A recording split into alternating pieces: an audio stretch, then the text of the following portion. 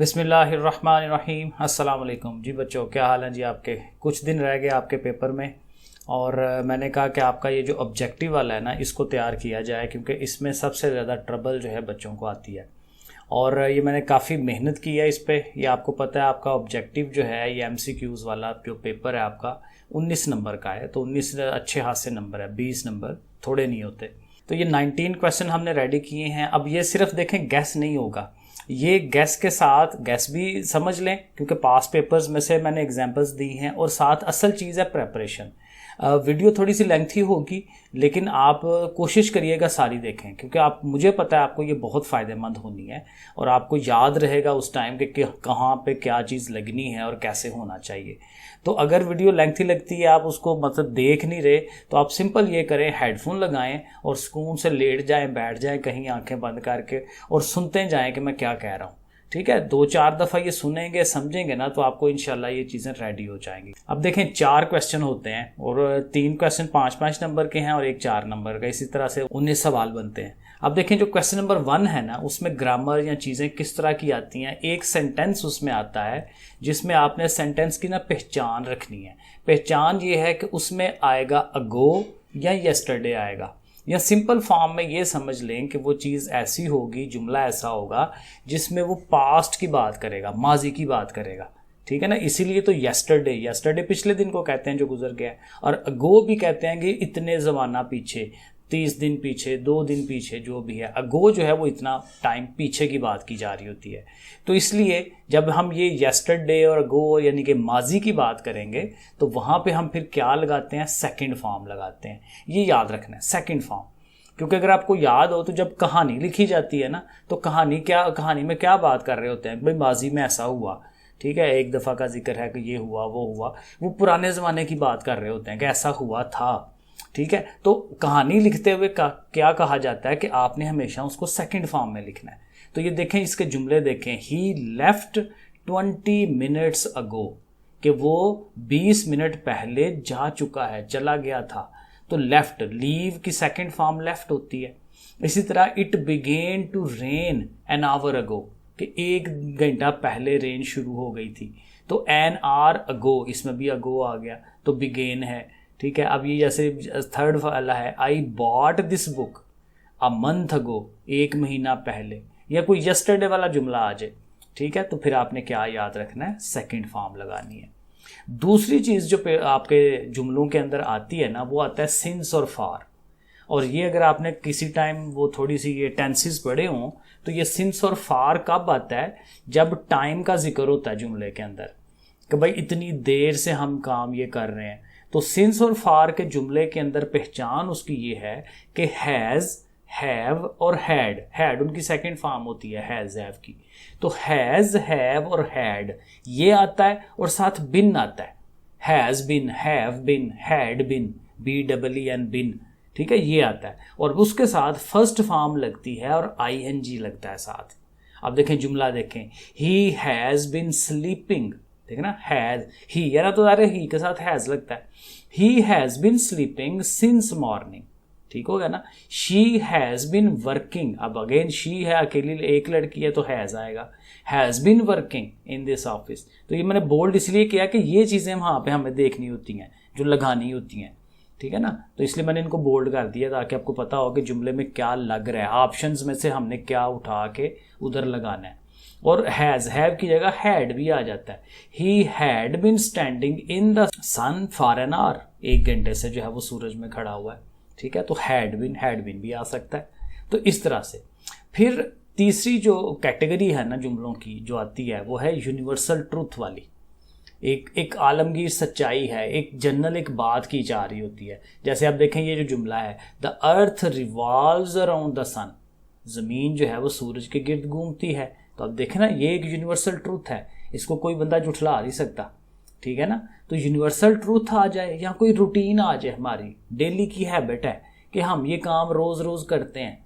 ठीक है, और या फिर ये लफ्ज़ स्पेशल याद रख लें, एवरी डे, भाई रोज़। अब एवरी डे का मतलब यही होगा कि वो काम रोज़ हो रहा है। ठीक है ना, तो इसमें फिर क्या करते हैं, फर्स्ट फॉर्म लगती है। ये जो यूनिवर्सल ट्रूथ और रूटीन है हमारी, तो इसमें क्या लगाना है, हमेशा फर्स्ट फॉर्म लगानी है।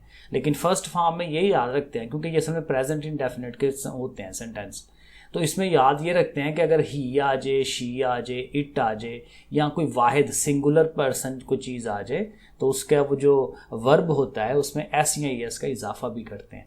अब देखें जैसे यही था सेंटेंस, द अर्थ रिवॉल्व, अब हाल ही रिवॉल्व है लफज, लेकिन हम क्या लिख रहे हैं, रिवॉल्व्स, एस लगा रहे हैं उसके आगे, क्योंकि अर्थ एक चीज़ है, सिंगुलर है, ठीक है ना। तो आगे, अब जैसे आगे है, दे ईट राइस एवरी डे, पहले एवरी डे से याद रहा, समझ ले कि एवरी डे आ गया, तो ये एक आम एक हैबिट है हमारी, रोज़ के रोज़ की रूटीन है, तो इसमें ईट आएगा, फर्स्ट फॉर्म आएगी, ठीक है ना। लेकिन चूंकि दे पीछे लगा हुआ है तो ईट्स नहीं कहना, ईट ही सही है, क्योंकि दे जो है वो ज़्यादा लोग होते हैं, ठीक है ना।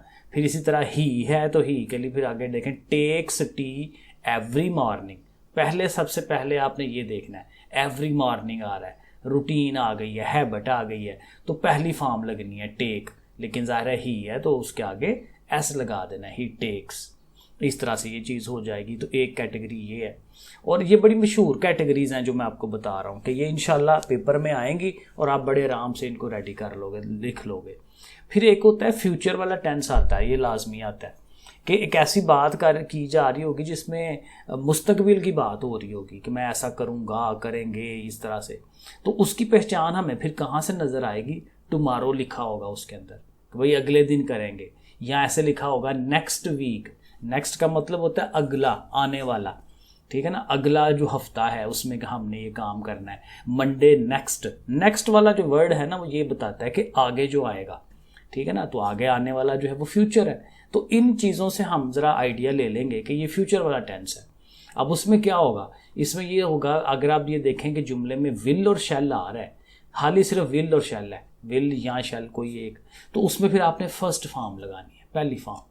फिर दूसरी कंडीशन ये होती है कि विल शैल तो आ रहा हो लेकिन उसके साथ बी भी आ रहा हो, बी ई बी है ना, विल बी शैल बी, तो कहता है उसमें भी आप फर्स्ट फॉर्म तो लगाएं, लेकिन फर्स्ट फॉर्म के साथ फिर आई एन जी लगाते हैं, ठीक है ना। हाली विल शैल नहीं, विल शैल के साथ बी ई ये लफ्ज़ भी आ जाए तो फिर हमने फर्स्ट फॉर्म के साथ I N G, walking, talking, eating, ठीक है, इंग वाला जो है ना वो हमने लगानी होती है फॉर्म। और फिर कहता है कि विल शैल के साथ हैज़, हैव, क्योंकि देखें असल बात क्या है कि फ्यूचर में विल शैल आना ही आना होता है, क्योंकि विल शैल से तो पता चलता है कि ये सेंटेंस फ्यूचर का है, लेकिन उसकी मुख्तलिफ कैटेगरीज हम अब बता रहे हैं ना कि अगर हैज़ हैव आ जाता है तो फिर अंडरस्टूड बात होती है कि थर्ड फॉर्म, ये हैज़ हैव हैड जो है ना ये थर्ड फॉर्म के लिए यूज़ होते हैं, तो तीसरी फॉर्म उसके साथ लगेगी।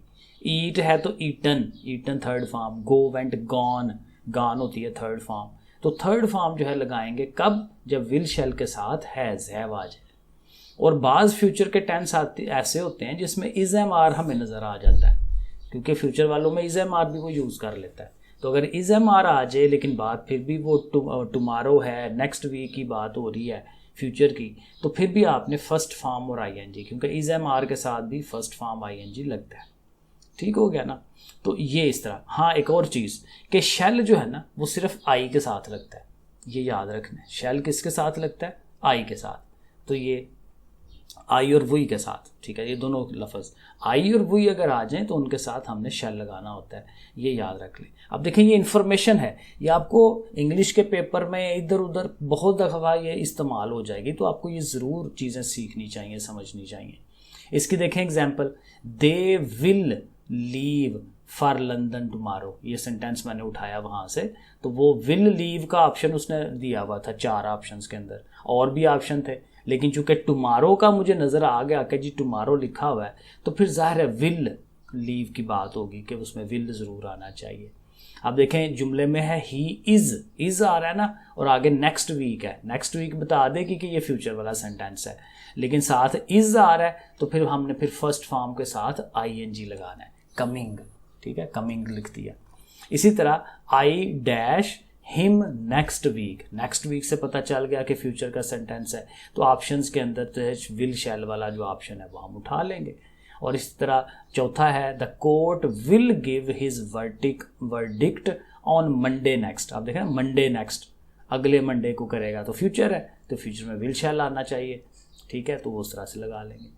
तो ये आपका जो पहला सवाल है ना, उसके जो मशहूर पॉइंट्स हैं ना, वो मैंने आपको सिखाए हैं, तो इसको ज़रूर समझिए, पढ़िए। अब आ जाए सवाल नंबर 2 पे। अब देखें ना 10 मिनट की वीडियो हो गई है, तो एक सवाल हमने किया है, तो कोई बात नहीं, आपके 20 नंबर भी तो हैं ना, तो आपको थोड़ी एफर्ट इस पर लगानी चाहिए, सारा समझने की ज़रूर कोशिश करनी है। अच्छा, अब ये जो सवाल नंबर 2 है ना, ये है करेक्ट स्पेलिंग वाला। ये थोड़ा इसमें काफ़ी ज़्यादा चीज़ें होती हैं। तो इसमें ये है कि कौन कौन से लफ्ज़ आते हैं। अब मैंने फिर क्या किया कि आपके जो पास्ट पेपर्स के अंदर जो लफ्ज़ आ रहे हैं वो मैंने सारे लिखे हैं, ठीक है, जितने मैक्सिमम हो सकते थे। और उसमें देखें ये मैंने हाईलाइट किए हैं। अब ये जो लफ्ज़ है लग्जरी जो है वो 2-3 दफ़ा आया हुआ है। प्रोफिशेंट ये 2-3 दफ़ा आया हुआ है। ट्रांसेंड ये 2-3 दफ़ा। तो ये जिनको मैंने हाईलाइट किया हुआ ना, ये 2-2 3-3 दफ़ा आए हुए हैं, यानी ये अहम है ज़्यादा। तो इन सब के आपने स्पेलिंग याद करने हैं। माइनर MINOR, लग्जरी, अब ये आपने रट्टे मारने हैं थोड़े। तो ये लफ्ज़ देख के मैं एक दफ़ा पढ़ देता हूँ। माइनर है luxury, destitute, symbolise, excellent, gentleman, proficient. ये आपको ज़ाहिर नज़र आ रहा है स्पेलिंग, तो आप इनको पास करके तो स्पेलिंग याद कर सकते हैं, या लिख भी लें, इनको लिखने से भी स्पेलिंग याद हो जाते हैं। जजमेंट, लिवलीहुड, ग्रैंडियोर बड़ी चीज़ को कहते हैं।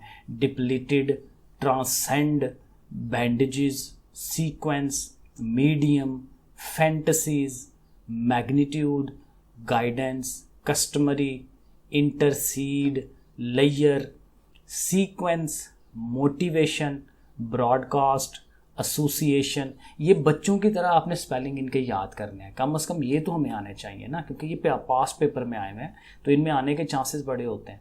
रिवेंज, ठीक है, वेरियस, फर्टाइल, सर्वे, सिक्योरिटी, डिसग्रेस। क्योंकि आप देखें जब आप सही पढ़ेंगे ना लफ्ज़ को, मैं इसलिए आपको रीड करके बता रहा हूँ कि सही पढ़ेंगे तो आपके स्पेलिंग भी उसी तरह से सही तरह से बनेंगे। अब जैसे ये लफ्ज़ है डिसग्रेस, अब डिसग्रेस अगर आप सही पढ़ रहे हैं तो आपको स्पेलिंग वैसे ही याद हो जाएंगे। डिस है DIS, ग्रेस GRAC, तो बच्चों की तरह वो जोड़ बनाए जा सकते हैं।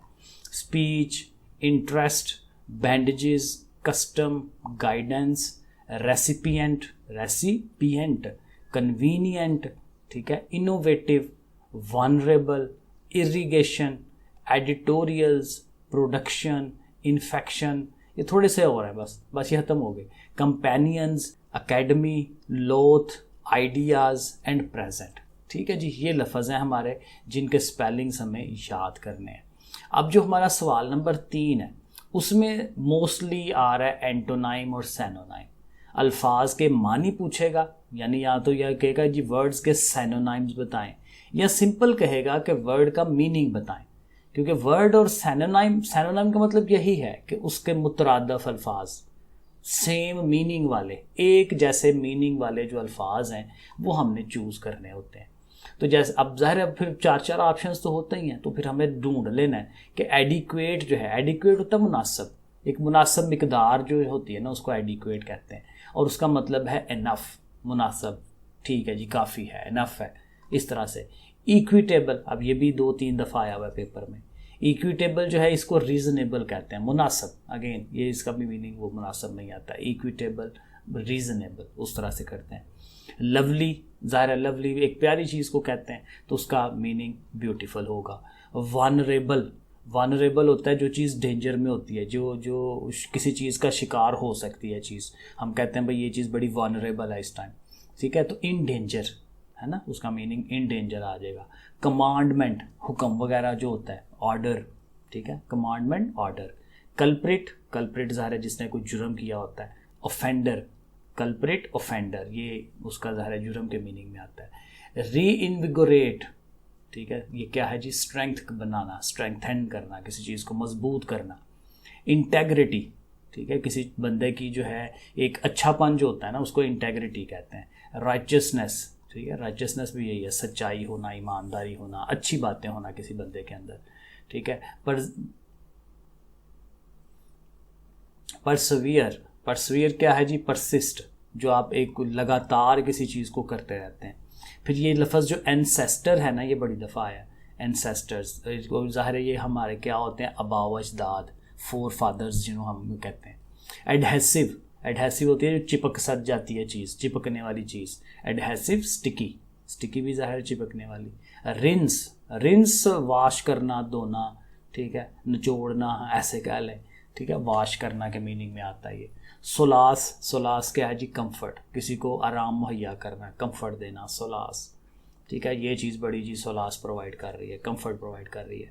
एक्सेल, आगे बढ़ना, आगे निकल जाना, दूसरे लोगों से मेहनत करके आगे निकल जाना। Excel, to be better than others, दूसरों से बेटर होना। रिवार्ड, रिवार्ड क्या है? ये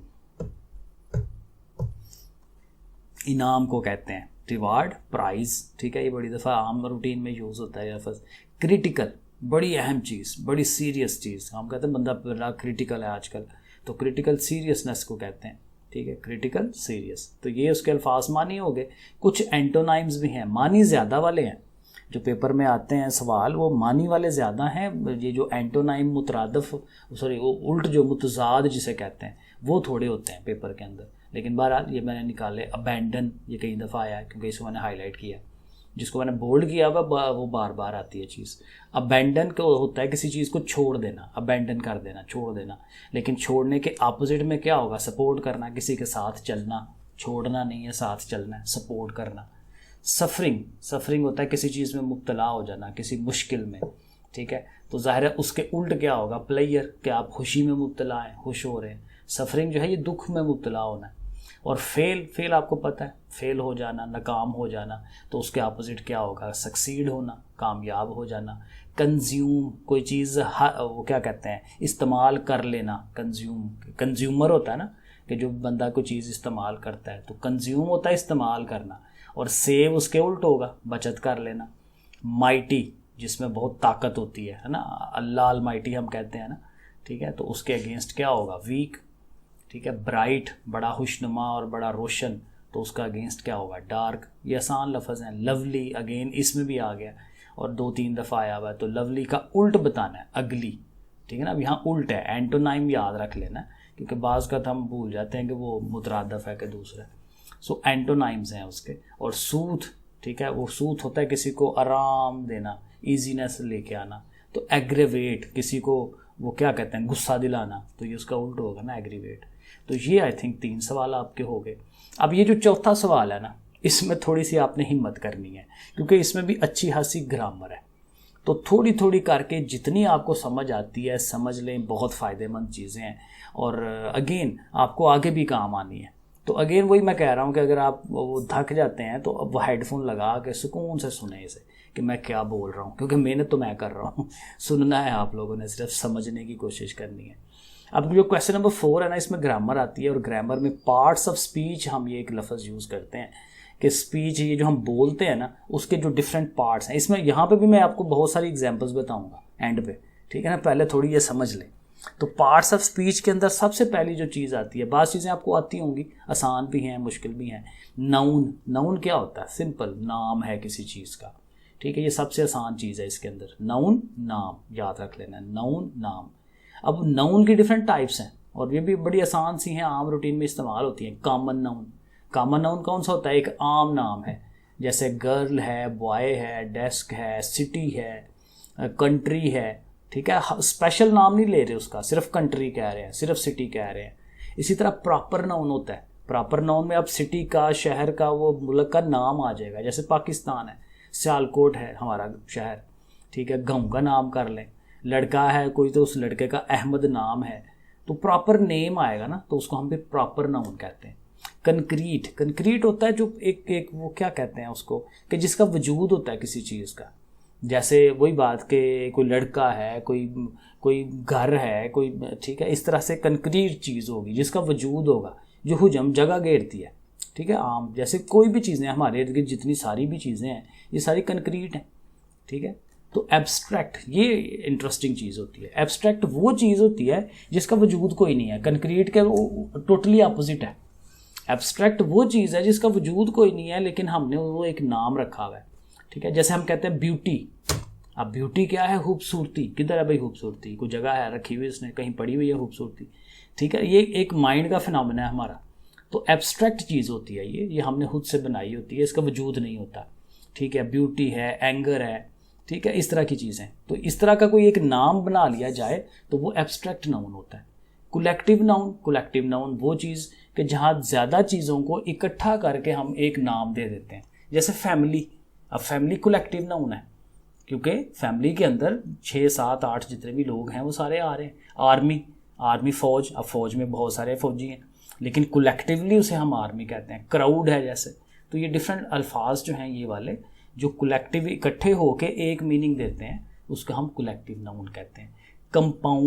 कंपाउंड नाउन भी होता है जिसमें 2 नाउन मिल के एक नया नाउन बनाते हैं। सिस्टर इन लॉ, ठीक है, 2-3 लफ्ज़ मिल के एक नाउन बना देते हैं, तो इसको हम क्या कहते हैं, कंपाउंड नाउन।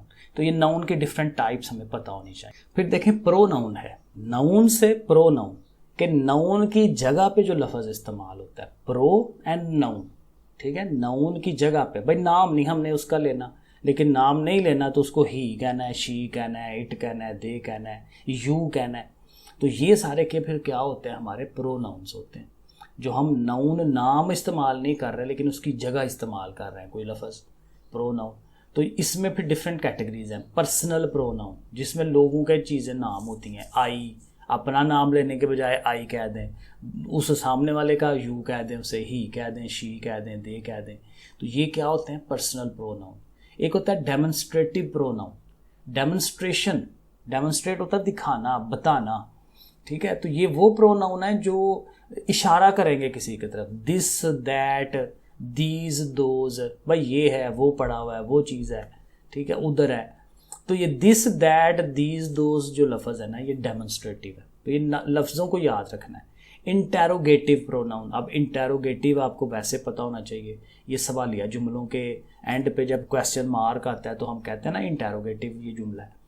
तो इंटेरोगेटिव प्रोनाउन इसमें ज़ाहिर क्वेश्चन पूछा जा रहा होता है, सवाल होगा और सवाल के साथ ये अल्फाज होंगे, हु, हुम, विच, वट, ठीक है। ये वाले जो लफ्ज़ आ जाएं और जुमले के एंड पे सवालिया निशान आ जाए तो फिर हम कहते हैं कि इसके अंदर ये क्या है, इंटेरोगेटिव प्रोनाउन है।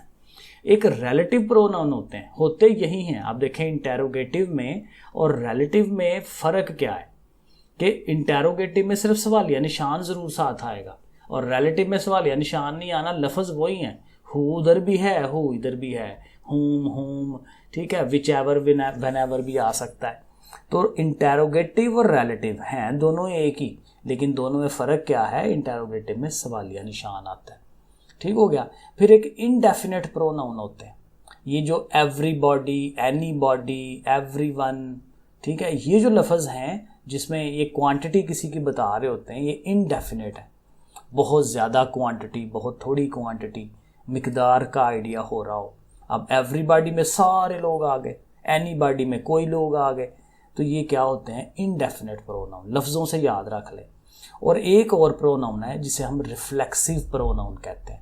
रिफ्लेक्स करना अपने आप के मुतल्लिक या किसी और के मुतल्लिक, और इसमें क्या पहचान आएगी, योर सेल्फ, सेल्फ आएगा, my self, your self, her self, himself, sorry himself नहीं होता, हिमसेल्फ, ठीक है ना। तो ये जो सेल्फ आएगा ना, ये क्या है, रिफ्लेक्सिव प्रोनाउन। तो ये प्रोनाउन की किस्में हैं। अच्छा, एक वर्ब होता है। वर्ब क्या चीज़ है, किसी काम का करना, कोई भी काम जो हम करते हैं वो वर्ब होता है। प्ले, ईट, वर्क, कुछ भी, कोई भी काम हम कर रहे हैं वो वर्ब है, सिंपल सी पहचान। एडवर्ब होता है, वर्ब से एडवर्ब। अब एडवर्ब क्या है, चूंकि वर्ब के साथ ही लिंक है तो ये क्या करता है, मॉडिफाई करता है एक वर्ब को चेंज करने की कोशिश करता है, वर्ब को एक्सप्लेन करता है कि ये जो काम है, जो काम किया जा रहा है, किस तरह से किया जा रहा है। अब जैसे वो क्या है, एग्जाम्पल देखें, ही सिंग्स लाउडली। सिंग होता है ना काम करना, कोई काम कर रहा है, भाई वही गाना गा रहा है, लेकिन किस तरह गा रहा है, लाउडली। तो ये जो लाउडली लफ्ज़ है जो मैंने बोल्ड किया है वो उसको एक्सप्लेन कर रहा है, सिंग को, वर्ब को एक्सप्लेन कर रहा है। ही रैन, वो भागा, अब भागना काम है, वर्ब है। क्विकली, तेज़ी के साथ, तो ये जो क्विकली लफ्ज़ है ये एडवर्ब होगा उसका, जो उस रैन को एक्सप्लेन कर रहा है। तो लाउडली, क्विकली, ये लफ्ज़ हमारे क्या हैं, एडवर्ब हैं जो वर्ब को एक्सप्लेन करते हैं। फिर एक होता है एडजेक्टिव, ठीक है, थोड़ी सी हिम्मत करनी है, 20 नंबर हैं, थोड़े नहीं होते, तो थोड़ा सा टाइम दे दें इसको। एडजेक्टिव क्या है, एडजेक्टिव भी डिस्क्राइब करता है, लेकिन किसको? नाउन को, नाम को। यानी जुमले के अंदर जिस बंदे का जिक्र हो रहा है, नाम उस किसी चीज़ का आ रहा है, तो उस नाम को एक्सप्लेन करेगा, उस बंदे को, चीज़ को एक्सप्लेन करेगा कि ये कैसी है, क्या है। बस आप देखें जैसे येलो फ्लावर्स, फ्लावर एक नाम है ना, फूल, फ्लावर नाम है, लेकिन साथ येलो आ रहा है तो वो बता रहा है, उसको एक्सप्लेन कर रहा है फ्लावर को, येलो लफ्ज़। तो येलो जो है ये इसका एडजेक्टिव है। टॉल बॉय, बॉय लड़के को कहते हैं, एक नाउन है, लेकिन टाल साथ एडजेक्टिव हो गया उसका, जो इसको एक्सप्लेन कर रहा है। और फास्ट ट्रेन, ट्रेन एक नाम है, लेकिन फास्ट बता रहा है कि किस तरह की ट्रेन है, तेज़ जा रही है। तो ये जो फास्ट, टाल और येलो हैं, ये क्या है? एडजेक्टिव है। ठीक हो गया। आगे चले, इंटरजेक्शन। ये कोई 12 की चीज़ें मैं बताऊंगा आपको। तो इंटरजेक्शन क्या है? इंटरजेक्शन बड़ा इंटरेस्टिंग चीज़ है। इसमें हम क्या करते हैं? इमोशंस को एक्सप्रेस करते हैं, अपने जज्बात, एहसासात, वो हम बता रहे होते हैं। एक सिंपल जुमला नहीं कहते, उस जुमले के अंदर अपनी खुशी, गमी का इजहार कर रहे होते हैं, फीलिंग्स का। मसलन आहा, आहा कह के और फिर आगे कोई अच्छी चीज़, भाई आहा बड़े मज़े की चीज़ है। अलास, अलास अफसोस के लिए यूज़ होता है, अलास के भाई ये हो गया, वो हो गया। ब्रावो, मैच जीत के आ गई है हमारी टीम, तो ब्रावो हम कह रहे हैं। Hurrah, hurrah we won the match, है ना। उप्स, ठीक है मेरे से प्लेट टूट गई। तो ये जो लफ्ज़ हैं, आगे साथ देखें एक्सक्लेमेशन मार्क भी लगा हुआ, ऐसे लाइन लगा के नुक्ता। तो इनसे आइडिया हो जाता है कि ये क्या चीज़ें हैं? इंटरजेक्शन। क्या कहना है इसे? इंटरजेक्शन। एक कंजक्शन होता है। कंजक्शन बेसिकली जोड़ है, दो जुमलों को आपस में जोड़ना या दो क्लाजेस को आपस में जोड़ना। क्लाजेस छोटे जुमले होते हैं, मैं अभी आगे बताता हूँ आपको। ठीक है, दो सेंटेंसेस को जो जोड़ते हैं, और ये लफ्ज़ याद रखने हैं। एंड आ जाता है, बट आ जाता है, और, नॉर, येट, ये लफ्ज़ अगर आ जाएं तो उससे फिर पता चल जाता है कि ये क्या लफ्ज़ हैं? कंजक्शन के लफ्ज़ हैं ये। ठीक हो गया। अब ये कंडीशनल सेंटेंसेस जो हैं, ये अक्सर पेपर में आया होता है। कंडीशनल, एक ऐसा जुमला जो कंडीशनल है, बड़े आराम से समझ आने वाली चीज़ है। और इसमें सबसे अहम बात, इफ़ आ रहा होता है। इफ़ आ रहा होता है तो समझ लेंगे ये कंडीशनल है, भाई अगर ऐसा होगा तो फिर ऐसा होगा। ठीक है, तो इफ़ का लफ्ज़ आ जाए तो समझ लें कंडीशनल है। लेकिन बाज़ औक़ात वो कंडीशनल की किस्में भी पूछ लेता है। तो ये जो कंडीशनल की किस्में हैं, ये हल्का सा ज़रा आइडिया ले लें। ज़ीरो कंडीशनल होता है, फर्स्ट कंडीशन होती है, सेकंड कंडीशन होती है, और थर्ड कंडीशन होती है। 4 कंडीशन है। ज़ीरो कंडीशन में क्या होता है? चूँकि दो जुमले इकट्ठे मिल रहे होते हैं ना, तो पहले जुमले में भी सिंपल प्रेजेंट होगा, अगले में भी सिंपल प्रेजेंट होगा। ठीक है, प्रेजेंट का आम जुमला होगा। मतलब देखें, इफ़ यू हीट आइस। अब ये देखें, सिंपल प्रेजेंट का एक जुमला है, इफ़ यू हीट आइस। अगर आप आइस को गर्म करते हैं, इट मेल्ट्स, आगे भी मेल्ट्स, सिंपल प्रेजेंट का जुमला है। तो दो सिंपल प्रेजेंट के जुमले इकट्ठे हुए हैं, तो फिर हम कहते हैं कि ये क्या है? Zero condition. इसमें कोई कंडीशन नहीं लगी हुई। लेकिन देखें, इफ़ को याद रखना है कि इफ़ इसमें है, कंडीशनल जुमला है। फर्स्ट कंडीशनल क्या होता है कि पहले सिंपल प्रेजेंट होगा, लेकिन साथ फ्यूचर का टेंस हो जाएगा। मतलब जो क्या होता है मुस्तकबिल में, मुस्तकबिल वाला पार्ट आ जाएगा। एक में सिंपल होगा, एक में मुस्तकबिल होगा। देखें, इफ़ यू डोंट हरी, अगर आप हरी नहीं करेंगे, जल्दी नहीं करेंगे, यू विल, अब देखना यू विल आ गया ना, वो मुस्तकबिल आ गया, फ्यूचर आ गया। तो पिछले वाले में सिंपल है और आगे कह रहा है you will miss the train, तो विल आ जाए तो फिर जाहिर ये फर्स्ट कंडीशनल है, यानी मुस्तकबिल की बात आ गई है बीच में, तो फर्स्ट कंडीशनल। और सेकंड कंडीशनल में क्या है कि इफ़ तो आना ही आना है, सिंपल पास्ट आ जाए, पास्ट और प्रेजेंट इकट्ठे हुए हो। सेकंड कंडीशनल में क्या है? पास्ट और प्रेजेंट। देखें, इफ़ इट रेन्ड, रेन की सेकंड फॉर्म है रेन्ड, ठीक है, तो सेकंड फॉर्म आ गई ना, पास्ट आ गया। यू वुड गेट वेट, तो तुम जो है वेट हो जाओगे, ठीक है। तो ये फिर हो गया ना पास्ट, पास्ट को याद रखना है, जब पास्ट आए तो क्या? Second conditional. थर्ड कंडीशन में क्या है कि इसमें इफ़ तो आना ही है, और पास्ट परफेक्ट आएगा विद परफेक्ट और परफेक्ट कंटिन्यूस, यानी हैज़, हैव, हैड वगैरह, यानी ये लफ्ज़ याद रखना है। थर्ड कंडीशन में क्या है? हैज़, हैव और हैड, ये आ रहे होंगे तो थर्ड कंडीशनल है। देखें, इफ़ इट हैड रेन्ड, अगर रेन होती, you would have gotten wet, तो वुड हैव आ गया। तो हैड, हैज़, हैव आ जाए तो ये क्या है? थर्ड कंडीशनल, ये उसका टोटका है। अच्छा, ग्रामेटिकल कुछ और चीज़ें भी थी, लेकिन मुझे लग रहा है आप लोग भाग ना जाएं छोड़ के वीडियो। तो ये आपको मैं पेपर के अंदर से जो आई हुई हैं चीज़ें वो मैंने निकाल के बताई हुई हैं। तो ये तो ज़ाहिर है आपको लाजमी तैयार करनी चाहिए, देखनी चाहिए कि कहाँ पे क्या आ रहा है। देखिए आप, ये जो पहला जुमला है ना, everyone is a dash pronoun, ये जो एवरीवन लफ्ज़ है ये कौन से वाला प्रोनाउन है? अब देखें, मैंने ऊपर समझाया था आपको कि एवरीवन आ जाए, एनीबॉडी आ जाए, तो ये कौन सा होता है? इनडेफिनिट प्रोनाउन होता है। आप देखें ना, ये ग्रामर आती होगी, ऊपर वाली चीज़ें जो मैंने इकट्ठी की हुई हैं, तो इसलिए मैं ग्रामर आपको समझा रहा हूँ। तो वो आती होगी, बड़े आराम से आप यहाँ अटैम्प्ट कर लोगे। They will go to the party if they are invited. आप देखें, उसने आगे पूछा हुआ है कि ये कौन सा जुमला है, कंडीशनल है, इंटेरोगेटिव है, मुख्तलिफ ऑप्शन, लेकिन चूंकि हमें यहाँ इफ़ नज़र आ गया ना, तो डेफिनेटली ये कंडीशनल सेंटेंस, ठीक है, तो हमें पता चल गया। The black umbrella is mine, तो ये जो ब्लैक लफ्ज़ है ये क्या चीज़ है? ठीक है, तो क्या चीज़ है जी? ये एडजेक्टिव है। एडजेक्टिव क्योंकि किसको एक्सप्लेन कर रहा है? अम्ब्रेला को। अम्ब्रेला क्या है? नाम है किसी चीज़ का। तो मैंने ऊपर एडजेक्टिव की यही तारीफ आपको बताई है ना, कि किसी नाम को, नाउन को जब कोई चीज़ एक्सप्लेन करे तो वो एडजेक्टिव है। ठीक है, इसी तरह चौथा देखें, the class has just had a physics lesson.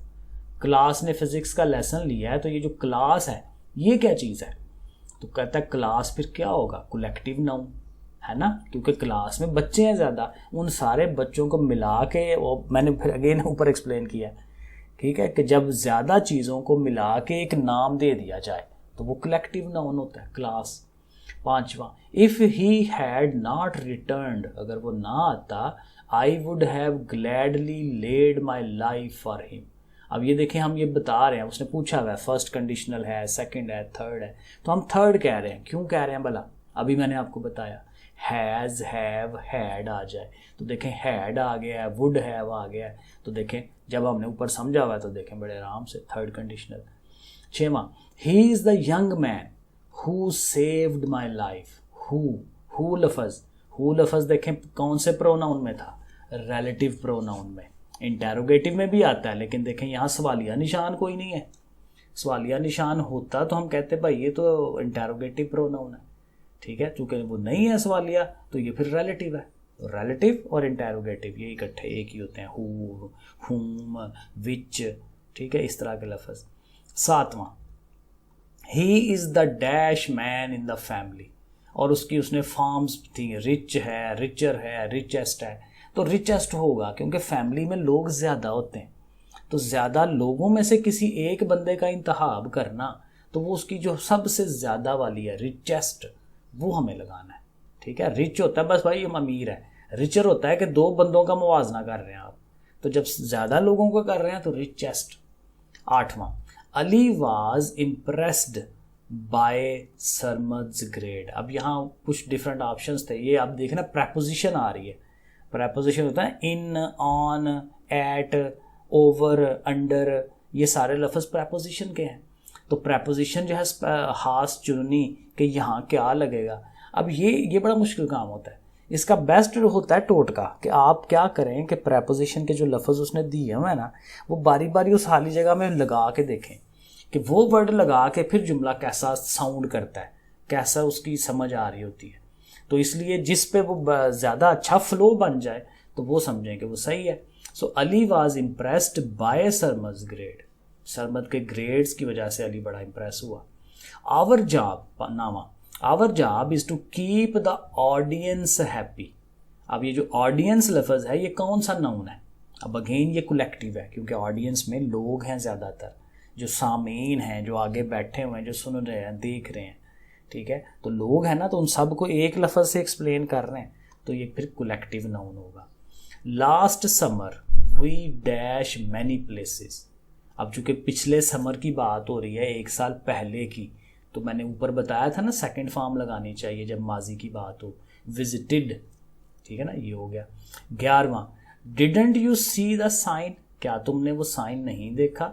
You can not, यहाँ पे वो क्या कहते हैं, खाली जगह होगी यहाँ पे।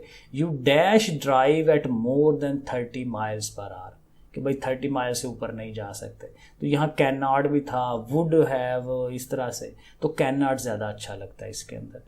ठीक है, 12वां यहाँ पे भी देखें ऑफ है, तो ये प्रपोजिशन है। He was accused of theft, कि भाई उस पर चोरी का इल्ज़ाम है, तो अक्यूज्ड जो होता है उसके साथ ऑफ लगाया जाता है प्रपोजिशन में। अब ज़ाहिर है ये ज़रा टोटका ही है। 13 फ्लाइंग अबव द लेक। अब ये जो फ्रेजेस है ना, फ्रेजेस में भी मैंने एक्सप्लेन करने हैं आपको ऊपर। ये 2-3 थोड़ी सी थ्योरेटिकल चीज़ें हैं, ये भी ज़रा समझ लीजिएगा। ठीक है, ज़रा अच्छी तैयारी आपकी हो जाएगी। तो ये मैं अभी ऊपर बताता हूँ आपको। दे, अब अच्छा हाँ सॉरी, फिर कह लें कि ये प्रेपोजिशनल फ्रेज है। प्रेपोजिशनल क्यों है? क्योंकि इसमें प्रेपोजिशन से स्टार्ट हो रहा होता है जुमला, या उसमें प्रेपोजिशन आ रही होती है। अबव, अबव का लफ्ज़ आ गया ना, फ्लाइंग अबव द लेक, तो अबव से याद रख लेंगे ये प्रेपोजिशनल है।